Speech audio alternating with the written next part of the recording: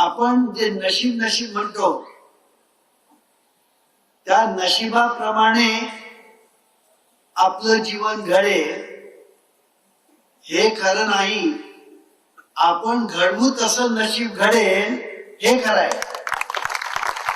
की आपल्या जीवनामध्ये जे काही महत्वाचे फॅक्टर्स आहेत त्यातले महत्वाचे फॅक्टर म्हणजे आपण करतो ते कर्म, आपण करतो ती ऍक्शन आणि निसर्गाचे नियम.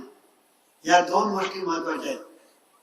तुमचं सगळं जे जीवन चाललेलं आहे ते निसर्गाच्या नियमाप्रमाणे तुम्ही ज्या ऍक्शन्स म्हणजे कृती करता, कर्म करता, ते कर्म आणि निसर्ग नियम यांचा एकमेकांशी संबंध आहे.